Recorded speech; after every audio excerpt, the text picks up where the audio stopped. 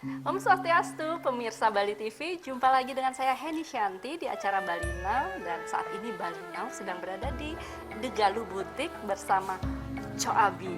Langsung kita sapa. Om Swastiastu. Swastiastu. Punati Gatra Co Abi. Becik. Sehat di saat pandemi? Astungkara sehat. Imun Harus terjaga. selalu sehat nge. Dan imun Harus tetap selalu dijaga imunnya nge. agar tetap bisa beraktivitas meskipun di rumah aja. Iya. Iya. Nah, apa sih kesibukan Co Abi ini selama pandemi? Selama pandemi ini sebetulnya kita memang tutup, ya, butik memang tutup, tetapi saya tidak mem-PHK-kan pegawai saya, jadi asisten tetap ada, produksi ada satu memang. Tetap produksi. Tetap, jadi kegiatan kita adalah sebenarnya kan begini Mbak Eni, saya tuh sebetulnya dulu tuh punya rencana mau ada Indonesia Tunggal yang ketiga, harus setahun ini, ya harusnya. Di bulan? Maunya tuh di bulan Oktober. Dan itu sudah prepare semuanya?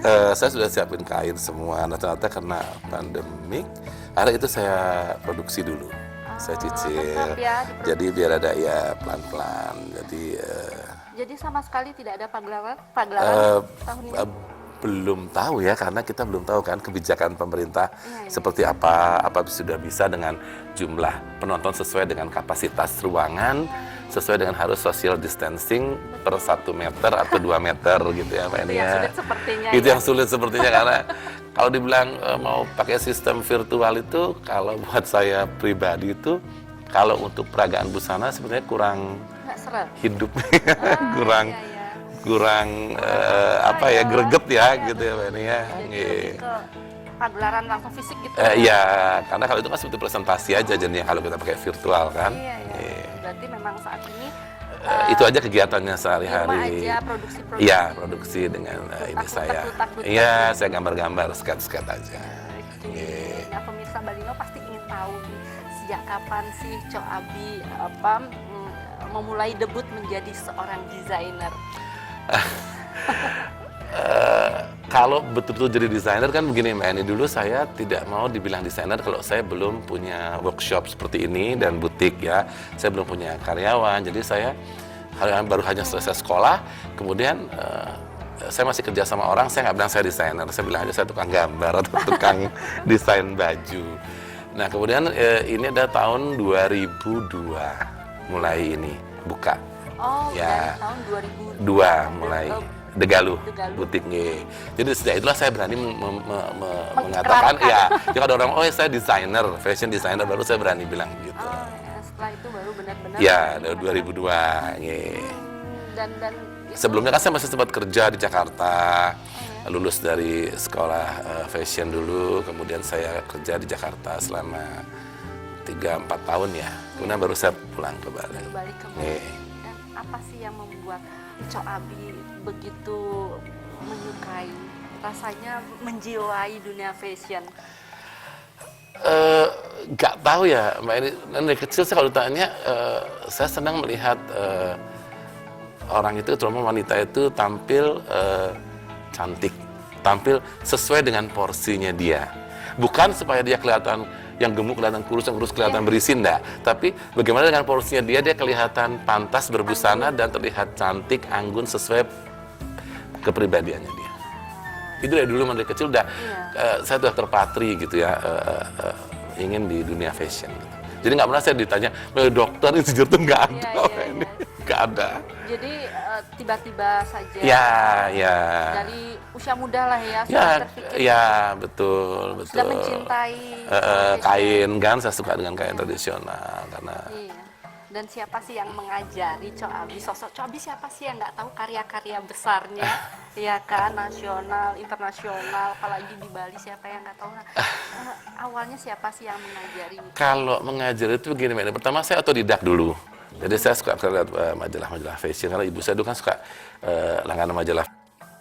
Ya, ada majalah fashion lah ya, saya mau saya sebutin salah satunya itu. Kemudian di situ saya lihat, begini desainer senior gini-gini. Nah saya coba saya bikin gambar sendirilah gitu dengan ini saya sendiri gitu. Nah kemudian sampai akhirnya saya harus kuliah. Saya belum dikasih itu kuliah fashion lulus SMA. Padahal saya mengira lulus SMA saya mau langsung masuk sekolah fashion gitu. Tapi orang tua saya waktu tahun 86 itu belum booming fashion itu di Indonesia. Jadi mau jadi apa kamu mau ini gitu. Karena waktu itu kan fashion itu hanya untuk di sana banyakan wanita dulu. Pekerjaan wanita lah dibilang. Kemudian saya bilang oke, saya kuliah, tapi habis saya lulus kuliah saya minta diizinkan untuk sekolah fashion. Ayah saya bilang oke, pegang janji Jung, papa kamu begitu lulus kamu kuliah, kamu silakan ambil yang kamu seneng. Jadi saya kuliah, saya lulus dulu ekonomi di Trisakti Jakarta, langsung saya kasih jasa, saya sudah selesai, sekarang saya mau nagih janji, jadi nggak saya disekolahin. Gitu. Kemudian terus ya oke, kata ayah saya, kata Ajung waktu itu papa saya, ya kamu kemana, di mana sekolahnya, boleh mau di sini atau mau di luar, papa kasih. Saya harus pilih di London, di Inggris. Ya. Debut pertama. Itu saya sekolah langsung di situ. Jadi di di Cavendish College di London. Itu saya ambil yang 1 tahun aja. Yang 1 tahun. Ya, D1 aja lah. Gitu. Okay. Yang penting saya sudah dikasih kesempatan sama orang tua saya untuk bisa mengecap dengan fashion, buat saya cukup lah. Saya nggak boleh terlalu lobe ya. Udah selalu cukup lah. Saya bisa mengembangkan sendiri nanti. Itu di awal masih belajar. Otodidak dulu, kemudian di sana baru saya lebih mendalami semuanya. Tapi ada tantangannya, pasti. Tantangan sekolah iya, tantangan di usaha iya. Bisa dong diceritakan kepada pemirsa.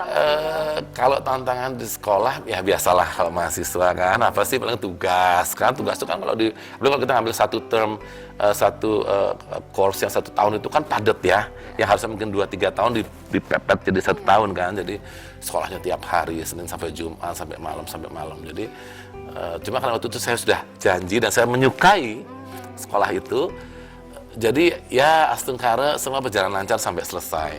Gitu. Dan itu bisa terlewati saat masih belajar. Kemudian pulang ke Indonesia saya mau kerja sama orang dulu. Saya nggak mau buka asal langsung. Oh, iya? Bahasa saya lebih baik saya kerja sama orang dulu. Saya belajar sama yang sudah pengalaman. Akhirnya saya belajarnya adalah pertama dibuat karakter, itu ada satu perusahaan di Jakarta yang punya lisensi dari Cartoon Network di Amerika. Jadi bikin t-shirt, meja jeans apa, saya buat desain. Di situ saya belajar retail, belajar garment, belajar bisnis besar itulah ya, kayak Dep Store begitu. Di sana saya banyak, karena kan konsultannya terutama dari Amerika juga mereka. Nah dari situ saya 3 tahun, dan saya harus pulang ke Bali. Akhirnya Karena ya. Di tahun berapa itu Cak? Saya pulang ke Bali di tahun 2099 akhir, mau ke 2000 ya. Berarti setelah itu sudah mengikrarkan diri sebagai desainer? Belum, saya masih 2 tahun, masih nyari-nyari dulu nih. Saya masih nonton acara fashion di Bali, kan masih banyak tuh, ada Bali Fashion Week, dulu kan dari banyak ya. Terus saya pikir, kapan saya bisa jadi desainer betul dan saya ada di panggung itu gitu. Nah terus 2002 saya buka ini, saya langsung ikut Bali Fashion Week. Itu kan betul saya Ibu Ika Mardiana. Ya, itu Bali Fashion Week yang ketiga. Yang ketiga. Ya. Itu 2002. Nah disitulah kemudian nama Coabi itu, brand itu Ibu Ika yang mengusulkan. Di saat waktu saya ikut itu Bali Fashion Week. Itu. Kan baru ikut pertama kali itu, Bali Fashion Week ketiga itu. Terus apa ya brandnya? Kamu pakai brand Coabi aja supaya kamu kelihatan bahwa kamu orang Bali. Dan itu kan pendek dan orang gampang mengingat. Gitu. Nah, beliaulah itu berusaha untuk memberikan brand Coabi itu. Dan itulah yang pertama saya ikut di show besar, saya satu panggung dengan Ibu Poppy Darsono waktu itu, beliau juga ikut, banyak desainer dari Jakarta ikut, dan kebetulan waktu itu sedang ada fashion TV dari Prancis, kan selalu meliput tiap tahun Bali Fashion Week dari awal. Nah di acara itu yang ketiga, kebetulan saya masuk di jajaran, dipilih oleh FTV itu 10 desainer terbaik dari 4 hari show itu, dari 40 sekian yang show terbaik seluruh Indonesia ya, 10 the best 10 Indonesian designers by FTV. Jadi selama sebulan karya saya itu ada di FTV di mana-mana. Oh ya? Ya. Dan sudah dengan konsep yang seperti belum itu masih belum ketemu betul-betul ya. Saya masih pakai yang umum ya. Sesudah itu baru ya. Berarti tantangannya yang tersulit apa tuh, Coabi? Membentuk karakter karakter desain ya, membentuk image, memilih. ya memilih dan membentuk, biar orang tahu oh ini rancangannya Cok Abi, ini pasti desainnya Cok Abi. Iya. Itu yang agak susah kita bentuk. Selain itu kalau di bisnis pastinya adalah ya customer lah, biasalah itu. Saya rasa di semua lini usaha pasti ada saja. Pasti ada. Ya, naik turun juga saya alami di sini. Aduh banyak, Mbak Eni banyak. Saya mau tutup dulu pernah karena saya ambil S2 kan.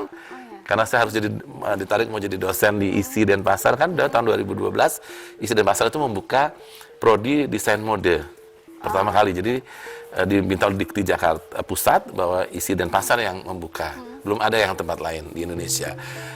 Kebetulan kepala prodinya itu adik saya juga, adik Misan.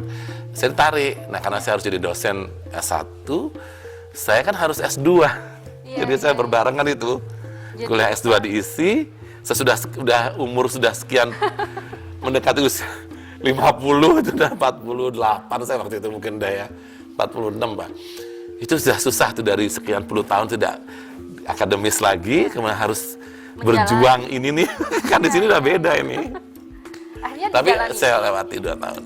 Dan Lulus. mengatur Ini hampir jadi korban butik saya. Saya hampir tutup karena kalang kabut kan, nggak kepegang gitu. Karena kan pagi saya ngajar, sore saya kuliah.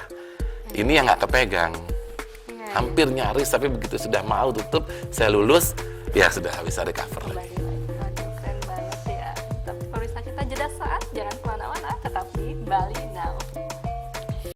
Baik pemirsa, Bali Now masih di The Galuh Butik bersama Cok Abi. Langsung kita ngobrol-ngobrol seru lagi. Iya, Mbak Eni seru ya. Seru banget. Aduh. Nah ini kita pengen tahu nih sebetulnya siapa sih sosok yang paling berjasa dalam keberhasilan Cok Abi sebagai desainer sampai saat ini. Oke, kalau kita bicara soal yang berjasa pasti saya akan jawab pertama itu 2 orang. Pertama ayah saya dulu, karena apa? Satu, ayah itu memberikan kepercayaan kepada saya untuk saya bisa jadi desainer. Nah, yang kedua ini ibu saya sendiri. Itu ada fotonya, beliau berdua di belakang ada. Ini beliau sudah tidak ada dua-duanya. Jadi ibu saya itu memang dulu itu beliau itu kolektor kain tradisional Indonesia. Gitu Mbak Eni. Iya, jadi beliau senang gitu ya dari semua ini Indonesia. Nah, dulu dari kecil saya tuh selalu bukan diajarkan ya, ibu saya tidak sengaja mengajak karena saya anak tunggal. Jadi misalnya ibu saya mau ke undangan dengan ayah saya gitu. Coba Bi, ini ibu punya kain. Ini kain ini dari ini kain Bali, ini kain Jawa, ini gitu lah. Kira-kira mana yang cocok, ini kebayanya ini selendangnya. Jadi saya udah dilatih untuk pertama tuh mengenalkan corak kain, dan kemudian mengaturkan warna, mengkomposisikan warna yang serasi. Sampai kepada perhiasan beliau, sampai kepada sepatu dan tas yang akan dipakai. Sebegitunya beliau. Ibu ya, saya anak tunggal, saya ke ibu kan. Ya ngadu ya, marah sih enggak ya, karena saya sayang banget ya. Beliau juga nggak pernah marah sama saya, jadi kita emang betul-betul marahnya sayang. Iya, saya ingat saya sampai beliau nggak ada tuh nggak pernah beliau marah sama saya tuh, nggak, beliau terlalu mengalah sama saya. Iya, karena seorang ibu itu kan apa ya, sebuah panutan. Iya betul. Saya agak emosional ya kalau udah ngomongin ibu kan, karena udah setua ini ibu nggak ada tuh, tetap buat saya tuh tetap ibu tuh, kita tetap jadi anak gitu kan, walau kita udah umur segini, udah punya anak juga. Begitu ibu nggak ada tuh kayak hilang pegangan gitu ya. Orang tua nggak ada tuh nggak aduh. Karena ibu itu kan lambang kasih sayang. Oh, lambang kasih sayang. Hilang ibu berarti hilang kasih sayang. Hilang kasih sayang, hilang pegangan, hilang kita hormat sama beliau. Apapun yang beliau suruh, kita pasti, saya akan berusaha dulu selalu memenuhi apa keinginan beliau, seapapun itu. Iya, karena seorang ibu apapun pasti dia sosok yang kita hormati. Pasti. Lambang kasih sayang. Jadi biasanya apapun petuah seorang ibu, pasti kita mau masuk di kita. Kadang-kadang kita walaupun agak gimana, iya betul, kita turuti. Betul. Walaupun agak bertentangan, tapi kita ingin selalu menyenangkan ibu. Iya. Ya seperti kondisi saat ini, betul. saat pandemi ya, angka COVID kan selalu meningkat. Jadi kita harus selalu ingat pesan ibu untuk memakai masker. Betul, Mbak Eni. Mencuci tangan, menjaga jarak. Betul, social distancing ya. Apalagi biasanya ibu, kamu mau kemana nak? Iya Mau betul, keluar, pakai betul, masker, betul, cuci tangan, betul. jangan di kerumunan biasanya begitu. Kalau ibu saya masih ada pasti itu sudah, karena beliau disiplin sekali mbak. Beliau tuh pasti disiplin waktu. Kalau masih sama ibu saya pasti kamu nggak boleh keluar, masa kamu kemana? Itu pasti. Iya. Seorang ibu memang. Makanya berkaca-kaca. Ya, saya agak emosional nih kalau udah ngomongin orang tua. Iya. Kalau udah nggak ada Jadi seorang itulah ini. seorang ibu. Jadi otomatis apapun pesan ibu pasti memang ada Ada kekuatan ya yang kita akan turuti gitu, kita akan penuhi kayaknya. Betul. Nah, sekarang kembali lagi ke masalah desain. Nah, Ini kan desain Abi ini apa lebih nih mbak? ke- Apa nih? Pasti yang tidak tahu coraknya poleng hitam putih, Iya, Ruobinede. bet- Nah, bisa diceritakan kepada pemirsa Balinal nih, kenapa Cok Abi memilih konsep poleng di setiap desainnya? Jadi gini, Mbak Eni dan pemirsa Bali TV ya. Jadi saya cerita sedikit, karena saya dari umur 3 tahun sudah diajak orang tua saya pindah ke Jakarta, karena ayah ditugaskan di Jakarta. Nah, dari saya umur 3 tahun, itu kan saya pulang ke Bali itu hanya kalau ada kenaikan kelas libur, itu saja dulu. Ordalan kadang-kadang nggak pulang, karena kan tidak bersama dengan libur di sekolah. Nah, sehingga saya tuh kecintaan kita yang di rantau tuh lebih cinta loh mbak sama Bali sebetulnya. Iya. Mungkin dengan yang di Bali, mungkin saya merasakan sekarang saya tinggal di Bali, dengan dulu saya tinggal di luar Bali di Jakarta. Jadi kita tuh kalau di rantau tuh lebih rindu gitu sama Bali. Jadi kita kayaknya lebih, saya lihat kalau mau galungan tuh kan dipasangin semua wastre di rumah kita kan ada penenun karang juga, ada patmo.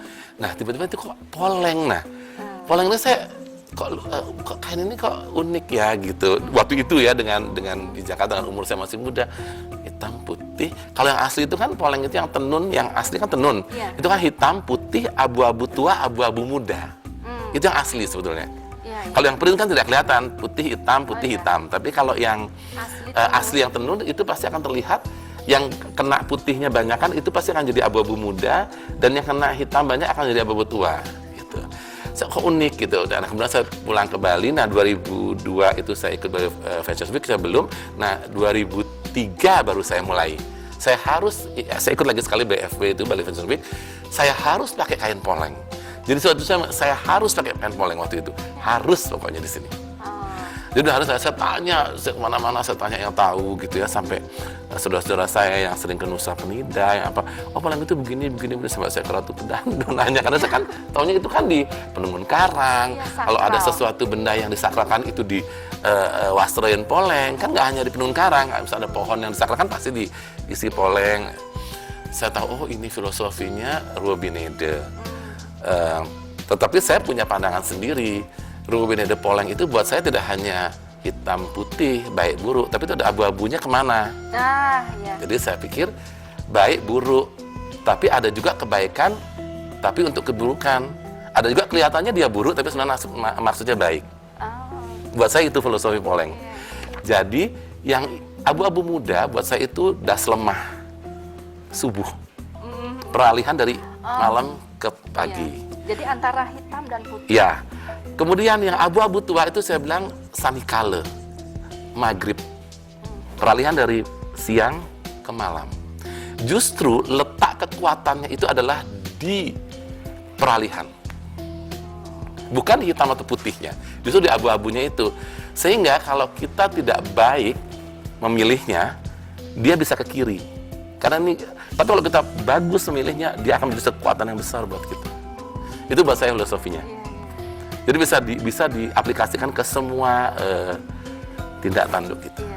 Poleng itu. Dan poleng itu buat saya dipadukan dengan bahan apa saja, warna apa saja dia. Karena warna dasar ini kan putih, hitam, abu-abu. Jadi masuk aja warna apa aja. Jadi itu yang membuat Pokoknya ada filosofinya itu banyak sekali. Banyak sekali Mbak Eni. Belum misalnya gini, sekarang kalau poleng itu kita taruh di taplak meja, dia akan jadi taplak meja. Misalnya. Sarung bantal dia akan jadi sarung bantal. Tapi begitu dia sudah di penenun karang, lain lagi. Beda lagi. Jadi dia itu sangat friendly, sangat fleksibel kain poleng itu. Beda dengan songket atau endek. Beda. dia bisa menjadi sangat agung, dia bisa menjadi sangat glamor, dia bisa menjadi sangat sederhana sekali. Jadi di setiap desain Coabi memang ada sentuhan tradisionalnya? Iya, kalau tradisionalnya iya. Itu wajib? Karena saya cinta Indonesia, cinta kain Indonesia, cinta budaya Indonesia.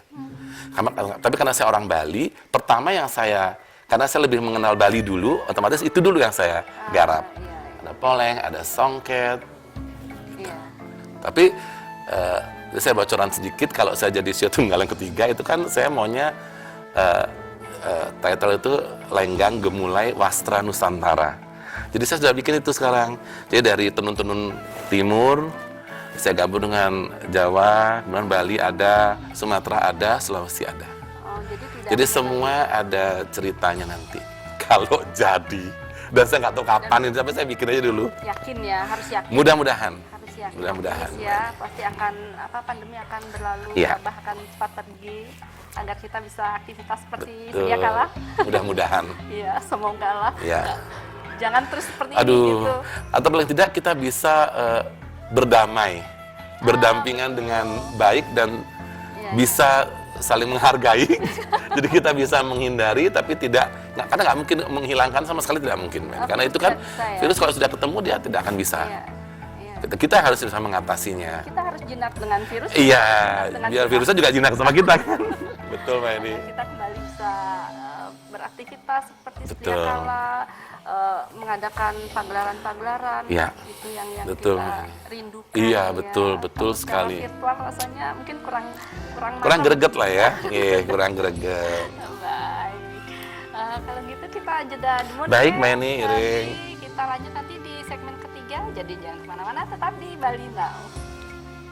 Baik pemirsa Bali Now, masih bincang-bincang bersama Coabi, langsung kita nanya-nanya tentang pagelarannya. Aduh, makin seru ya Mbak Eni ya, cerita kita ya. Seru omongannya, lebih seru lagi di segmen ketiga nih. Nah, kabarnya pagelarannya sampai kemana-mana nih, nggak cuma di Bali, nggak cuma di Indonesia lah ya, bisa cerita ada pemirsa Bali Now nih.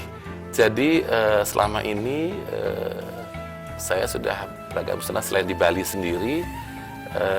Di luar Bali ya tentunya kayak seperti Jakarta ya, sudah beberapa kali saya ikut juga di Indonesian Fashion Week kemarin. Saya ikut 3 kali, 2 kali saya ikut digandeng dengan Pemda Gianyar, yang sekali saya justru diundang langsung oleh pihak di sana untuk ikut show di sana gitu. Kemudian kalau di luar Indonesia, saya tahun 2017 digandeng Pemda Gianyar juga dengan KBRI di London dan di Den Haag Belanda. Kita show di 2 tempat itu. Di 2? Di London dengan di Den Haag Belanda. Dan itu dengan membawa pakaian gitu ya, pemirsa mungkin nggak tahu ya Mbak Eni, kalau orang pikir, show di luar negeri itu enak. Iya, kalau misalnya maksud kita bisa bawa asisten, kita semua ngerjakan sendiri, koper, waduh besar-besar gitu. Sudahlah, tapi ya di balik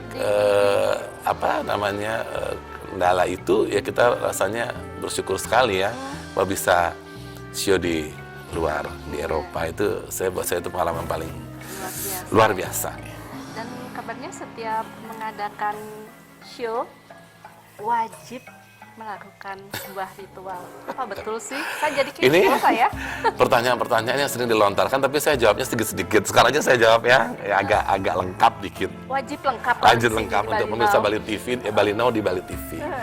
Jadi awalnya itu sebenarnya karena saya buat poleng di tahun 2003 untuk Bali Fashion Week waktu itu. Saya ikut lagi kedua kalinya di Bali Fashion Week keempat itu, saya harus pakai poleng ini waktu itu. Nah, karena saya tahu poleng itu dari mana, itulah awalnya saya mulai melakukan ritual itu kan. Kalau kita di Bali kan kayak pekara gitu ya, adalah sesuatu kita haturkan. Jadi saya tuh yang waktu itu nangkil ke Pura Nusa Penida, dalam pet gitu. Saya nasi cep, saya waktu di Pejati semualah. Kemudian habis itu saya membuat kain poleng yang saya mau pakai juga waktu itu, kalau nggak salah saya bawa juga ke situ. Saya mohon beliau di situ untuk memberkati lah, ya, memincang taksunya ide gitu. Nah itu percaya tidak percaya, saya itu nyejer pertama kali, hari pertama saya di sini di atas, waktu itu produksi masih di atas, itu lagi 13 hari itu sudah Bali Fashion Week. Jadi hari pertama itu satu baju selesai, saya bikin 12 baju. Nah kebetulan tukang pola saya waktu itu adalah perempuan dan tukang finishing perempuan. Jadi waktu itu memang kalau perempuan, kalau dia sedang menstruasi, saya tidak izinkan untuk memegang. Sebegitunya saya mengsakrakan kain wastro poleng itu waktu itu memang. Jadi saya pikir karena itu adalah awal saya lunas izin untuk memakai poleng. Nah, bahwa kemudian poleng itu saya implementasikan dengan baju yang seksi. Seksi itu kan bukan vulgar ya. Betul. Nah, jadi banyak loh itu saya kendalanya saya dipertanyakan kok kain poleng itu dipakai baju. Waktu itu kan belum umum waktu itu gitu. Paling untuk kampuh, untuk the star, untuk ya yang sifatnya lebih ke upekara ya. Tapi akhirnya itu 12 hari selesai, kemudian itulah awalnya saya memakai poleng. Dan karena poleng itu memberikan energi khusus buat saya. Setiap saya mengerjakan poleng itu saya punya tambahan energi yang bukan main, menurut saya, gitu. Ini. Jadi saya nggak bisa menceritakan secara nyata gitu. Kenapa gitu? Karena di Bali tidak semua kita bisa gambarkan dengan nyata, harus pakai rasa. Pakai rasa. Ya. Jadi mungkin dengan melakukan ritual khusus. Ya, ritual itu kan saya sembahyang ke pura dalam pet atau di sini di Patno biasa. Nah, kemudian saya mau show. Nah, dulu poleng itu sampai sekarang pun kalau model itu saya tanya dulu model itu, dia menstruasi nggak? Sampai segitu. Nah, kalaupun dia menstruasi, saya sudah siapkan tirte untuk seperti kayak penetralisir lah saya mohon supaya acara tetap berjalan lancar. Mohon pada waktu itu saja saya tunasin tirte itu biar dia bisa pakai.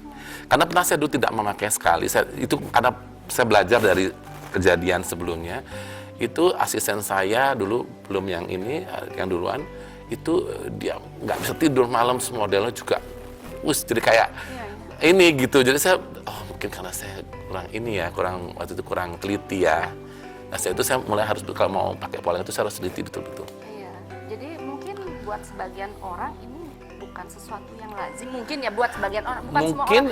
Ada nggak tanggapan negatif, mungkin rasa curiga? Adalah pasti. Pastilah, karena kan saya hanya mendengar ada yang menyampaikan bahwa katanya Cok Abi itu desainer dukun, desainer Balian gitu. Tapi memang teman-teman, bukan teman-teman desainer yang bukan orang Bali bertanya-tanya. Tapi kalau untuk orang Bali mungkin sudah biasa, karena kita ngetisin sesuatu untuk mohon taksunya. Beliau kan di Bali kan biasa kita. Penari juga begitu, pemain gamelan, semualah. Sebetulnya bukan sesuatu yang harusnya dibuat, itu kayak magis atau enggak. Kita itu kan appreciate kita, inilah kita berusaha menyeimbangkan Trihita Karana lah ya. Ya, kita mohon kepada beliau di atas, kepada Tuhan, terus kita dengan sama ini manusia dengan alam, itu semua kan ada di kehidupan sehari-hari. Paling tidak untuk menghadirkan energi positif. Betul, ya? Betul. Kita mohon biar acaranya lancar, kita dilindungi kan, bukan untuk yang aneh-aneh. Memang teman-teman suka bilang, aduh bajunya Cok tuh kalau digantung tuh biasa sekali kelihatan, tapi begitu sudah dipakai model kok lain gitu. Ada juga yang bilang begitu. Saya bilang apapun itu persepsi masing-masing, kan orang masing-masing persepsinya gitu. Buat saya nggak pernah memberhentikan kegiatan saya itu, karena itu kan kita kan biasa di Bali, muspen, nasica, metirte, itu bukan. Ya, jadi apapun omongan mereka janganlah menjadi toksik buat diri kita. Jangan, ya selama itu tidak mengganggu, dan saya kan positif. Iya, jadi ya udahlah, buat vitamin aja ya. Kita harus semangat, apalagi semangat. Pandemi. Apalagi pandemi, jadi produksi. Saya bukan dukun. Bukan Balian. Bali ya. Bali ya. Jadi ya udah show must go on, apapun kata orang. Nggih, betul. Ya. Nah, saat ini meskipun di saat pandemi seperti sekarang ini, apakah ada inovasi-inovasi dari Cok Abi untuk karya-karyanya? Kalau inovasi kan tidak bermasalah dengan ada pandemi atau tidak ya Mbak Eni ya. Saya tetap berinovasi selalu. Mungkin hanya permasalahan ekonomi aja. Artinya tamu datang atau tidak gitu. Kalau inovasi kan kita harus berinovasi terus gitu. Kalau imbas pasti ada lah. Semua pasti serasa di lini usaha, semua pasti ada imbas. Mungkin kecuali kalau mungkin usaha kayak kuliner gitu, karena itu memang sembako atau apa itu kan memang kebutuhan pokok ya. Kalau busana kan mungkin kesekian lah ya. Betul. sekarang ini yang dibutuhkan memang karena untuk Lebih yang utama kan. kehidupan dulu. Betul Mbak ini. Jadi keperluan yang sekunder mungkin yang Nanti ditangguhkan bisa dulu. ke belakang. Ya. Semoga cepat berlalu. Mudah-mudahan. Kembali beraktivitas. Ya Mbak ini betul. Kembali menggunakan baju-baju karya Coabi. Sekarang. Pura biasanya karena sekarang kan upacara. Iya, mau udah kemarin Galungan Kuningan sudah kan. Iya, jadi Sekarang banyak. ada juga tiap hari Kamis kan bisa Iya, pakai. masih bisa pakai ya, atau kalau acara-acara nikahan memang agak berkurang ya, Nggih, pasti itu ya, ya. ya, Tapi sedang dibatasi pasti semua. ada aja. Terus terang kalau saya mau jujur sih belum ada sama sekali Mbak Eni. Sampai sekarang. Dari sejak pandemi. Ada satu dua lah, ada satu dua yang bikin tapi tidak seperti biasanya. Iya. Ya. Tapi harus disyukuri lah. Tetap Tetap bersyukur. harus disyukuri. Diambil hikmahnya aja. Betul. Iya. Baik pemirsa, kita jeda saat. Nanti lanjut ke segmen keempat. Jadi jangan kemana-mana, tetap di Bali Now. Baik pemirsa, nggak terasa sudah di segmen terakhir nih. Aduh, terlalu menghayati nih bincang-bincangnya. Saking dengan asiknya Mbak Eni kita ngobrol iya, ya. serunya, asiknya. Ternyata luar biasa. Memang banyak hal ternyata ya di belakang kejadian-kejadian yang Kejadian, akhirnya iya. membawa nama besar Coabi Astengkara Mbak di Eni. perkancahan Ya. desainer. Oke, nah ini inovasi sudah Iya. tadi. Menurut Coabi, bagaimana sih melihat perkembangan fashion di Bali khususnya? Kalau menurut saya Mbak Eni, perkembangan fashion di Bali pesat ya, pesat sekali. Terutama 10 tahun terakhir ini sangat pesat. Saya bukan cukup kagum sekali ya, karena sebetulnya Bali ini bisa menjadi salah satu trendsetter sebetulnya. Cuma memang karena kebanyakan memang kan kita kan banyak orang asing yang masuk ya, sehingga mungkin lebih ke western mungkin ya ininya kiblatnya. Tetapi saya lihat untuk busana tradisional, busana etnik itu bagus sekali perkembangannya di Bali. Justru malah buat saya kadang-kadang agak kebablasan dikit ya, kreativitasnya kadang harus direm-rem sedikit. Tapi nggak apa-apa sih, karena desainer muda sekarang kan banyak, nggak usah desainer lah, butik-butik bermunculan. Saya seneng gitu lihatnya ya. Tetapi memang kita harus edukasi juga. Mungkin kalau setiap PKB itu kan bagus ya, Ibu Ketua PKK kita, Ibu Gubernur biasanya selalu memberikan kita ruang kan untuk mempresentasikan bagaimana seharusnya kayak busana kepura lah, busana kepesa atau apa yang dengan kain-kain Bali. Jadi saya rasa itu bisa memberikan edukasi yang baik bagi pelaku bisnis fashion di Bali. Jadi berkreasi itu harus, tapi kita juga harus lihat ada pakem untuk busana apa. Kalau mau busana ini boleh lebih bebas, atau busana ini bebas sekali berkreasi. Tapi kan kalau saya tetap ada dua hal mendesain itu yang harus kita ini adalah etika dan estetika. Itu aja dipegang. Aman sudah pasti bikin baju. Etika itu sudah pasti ada kesopanan. Seksi kan nggak harus vulgar. Iya, betul. Seksi itu kan nggak haram, bukannya nggak boleh, bukannya Tidak dosa. harus buka-bukaan seksi. Kalau kita kan pasti senang dong lihat yang seksi, tapi seksi itu pada porsinya kan. Betul. Jadi kelihatan indah, nggak kelihatan vulgar. Vulgar kan jatuhnya jadi lain kan konotasinya. Jadi kalau estetika ya keindahan. Anggun juga apakah termasuk seksi? Anggun bisa, anggun yang seksi nggak ada masalah. Estetika itu keindahan, ya perpaduan segala hal untuk kelihatan dia memang proporsional dengan busana itu. Berarti harus mematching-matchingkan itu juga. Iya, itu estetika. Iya, estetika dan etika itu udah pasti aman deh. Jadi apa ya, banyak yang desainer muda mungkin ya yang perlu tahu tentang itu. Iya, mungkin karena masih baru berkiprah di fashion, jadi masih kreativitasnya masih tanpa batas. Nggak apa-apa sih, cuma memang harus ada yang mengedukasi juga, artinya yang mengerem gitu kalau buat saya ya. Mungkin penting workshop. Iya benar, Dari workshop. Boleh nanti kita bikin workshop ya. Tapi kalau KPKB itu sudah tiap tahun sudah ada workshop yang luas jangkauannya. Saya rasa itu bagus. Sudah acara-acara seperti itu. Emang penting ya. Penting untuk edukasi ya.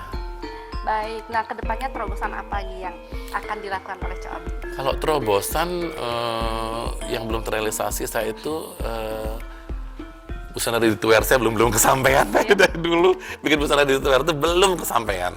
Contohnya seperti apa? Busana pakai, jadi yang bisa di mix match gitu. Kalau sekarang cenderung lebih ke busana Pesta ya? Pesta ya, atau agak semi formal ke formal lah. Kalau busana daily wear itu kan belum, Iya, day wear iya. itu. Paling kalau yang pesen baru. Tapi kalau saya koleksi saya belum mungkin nanti ini yang ada daily wear-nya nanti. Jadi tidak harus yang Terlalu ya, jadi ada pilihan lah. Itu yang belum sempat saya garap terobosan akan. itu. Sedang akan berjalan. menjadi ide-ide mungkin sudah ya, ide-ide menjadi kreatif di saat pandemi. Betul, Mbak ini. Ya, nah, ini sekarang yang pamungkas nih, apa nih pesan-pesan Coabi? Tadi sudah sih tentang apa desainer-desainer dan tapi ini yang pesan-pesan apa nih yang harus disampaikan yang penting nih untuk para desainer-desainer? Oke. Ini saya lebih kepada adik-adik desainer muda di Bali ya, yang baru-baru berkiprah, yang sedang menjalani pendidikan fashion atau sudah dan akan masuk ke dunia fashion atau sudah menggeluti dunia fashion. Saya hanya ingin pesan, berkaryalah dengan jujur, tekankan originalitas. Ide boleh kalian mengambil dari siapapun, dari senior boleh, dari teman, dari mana. Tapi yang saya tekankan, jangan mengcopy desain orang. Itu saja pesannya. Dan fokus dan selalu berpegang pada dua hal, etika dan estetika. Itu aja. Itu poin penting Ya, sebagai desainer ya. ya buat saya. Pesan saya kepada adik-adik. Oke, aduh, luar biasa. Terima kasih juga saya buat Bali TV sudah mendudukkan saya di acara ini. Itu kan bahasa aduh kehormatan banget ini Mbak ini. Sama-sama. Terima kasih banyak untuk Bali TV. Ini sama-sama dan juga terima kasih nih buat Sama-sama Coabi. Mbak Yani. Aduh. Sudah dipersilakan Kang Coabi. Yang niki tempatnya begini. Aduh, luar biasa sekali. Apa ya kalau saya bilang beraura. Aduh. Gitu. Tapi bukan yang aneh-aneh. Bukan aneh Mbak Yani ya, yang positif Yang ya. positif, beraura Oke. gitu. Jadi matur semua. Inggih, mudah-mudahan apa yang kita share bermanfaat buat betul. pemirsa Semoga semua. bisa menjadi motivasi juga Inggih, buat betul. desainer-desainer muda. Mudah-mudahan. Matur semua. Inggih, sarang-sarang Sampai jumpa mewali, lagi. Mbak Yani, sampai jumpa lagi. Inggih. Baik pemirsa, itu bincang-bincang saya tadi dengan Coabi di The Galuh Boutique. Jadi saya Heni Shanti, jumpa minggu depan. Salam Bali Now. Om Santi, Santi, Santi Om. Semua. Inggih, Mbak Yani, Luar terima biasa. kasih.